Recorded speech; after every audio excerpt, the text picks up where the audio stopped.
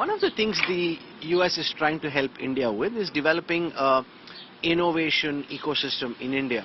And one of the realities is, and we're seeing that with generative AI, which you just spoke about, a lot of the cutting edge innovation continues to happen in the United States. What is it that you're going back with in terms of what can India, this government and young startups like you do to try and foster an innovation ecosystem which isn't just pandering to the Indian market in terms of e-commerce and social commerce, but actually at the very cutting edge of technological change?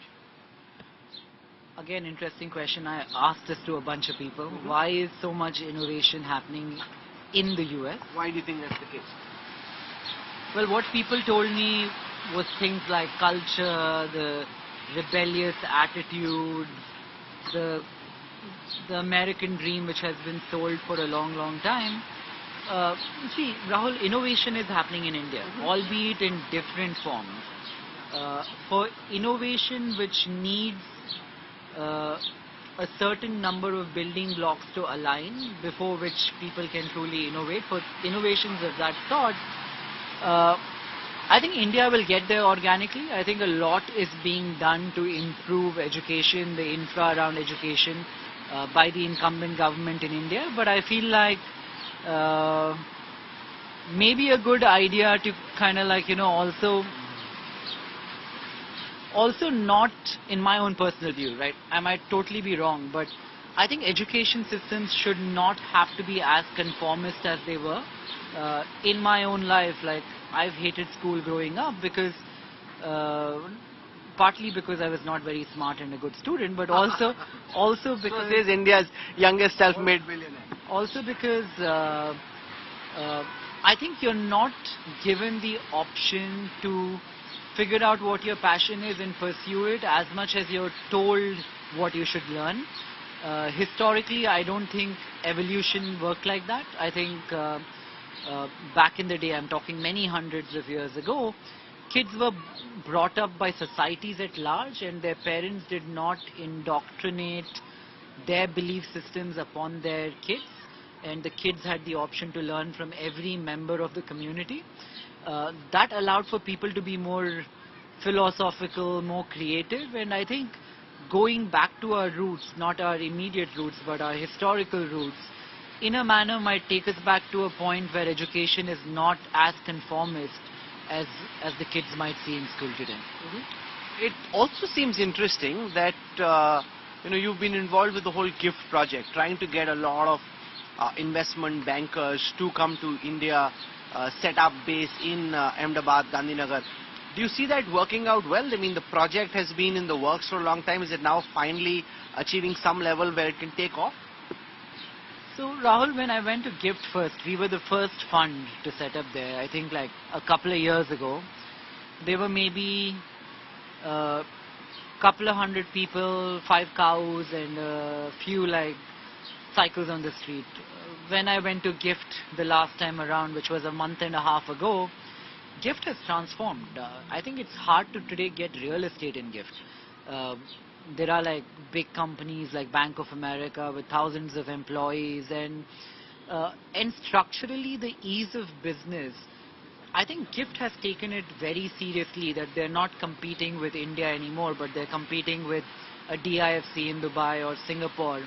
And the regulators sitting in the same premise, and I happen to know the regulators there quite well, and they're doing an incredible job at engaging with people who want to set up at GIFT and helping them in any manner that they can. And I think the Prime Minister has kind of like conceived of creating this offshore location onshore in a manner, but I think in a couple of years, GIFT, if I were to be a betting man and if I were to bet, I would say we'll do better than DIFC in Singapore. Well, you need some alcohol there.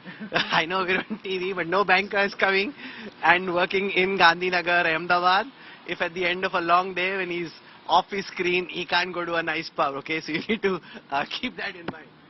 I think it'll happen. I think people that are really forward-looking, and I think like if you look at the changes that have happened in GIFT, right, there have been a lot.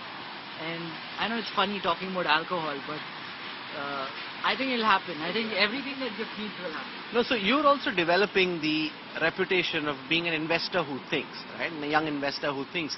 What are the, and I'm not just saying this in the context of India and the United States right now, but what are the bets that you think you're thinking about very deeply, which if people thought about as well, they could potentially benefit from? Yeah, so there are 2 or 3 things. Like, I asked myself this question: what do I want to spend the next decade of my life doing, or the next 2 decades of my life doing? The sectors that I really like, if I'll narrow it down to 2. I think on top of my list is senior living. For the population of the planet to or population of a country to remain flat, the replenishment rate is about 2.1. So Rahul and his wife have to give birth to 2.1 kids. India used to be significantly higher than that, right? Like, I would say 4, 3.5, 4, not many years ago. If you look at states like Karnataka or Maharashtra today, we're under 2.1. So what happened in Japan for a long time when fertility rates or birth rates dropped drastically is you have that 30, 40, 50-year period where you kind of have like a aging older population. I think that will happen not just in India but across the world. Like, I was reading somewhere that in Hungary they're waiving off 25% federal taxes if a woman has 1 child, and they're waiving off 100% if the woman has 4 kids. In China they tried forcing the 3-child policy because the 1-child policy created this demographical problem in China, but people don't seem to be buying it. And I think the challenge of tomorrow will be how to incentivize people to have more children. Notwithstanding the challenges, the world will have a significantly older population soon. So betting on anything that caters to that audience, it could be anything in geriatric care, it could be senior assisted living, it could be a hospital focused only on the old, it could be a whole host of services that the elderly need, both from a charitable lens and a non-charitable capitalistic lens. Both avenues, this is something I will probably spend a lot of time exploring and investing in, and hopefully operating as well in the next decade. Yeah.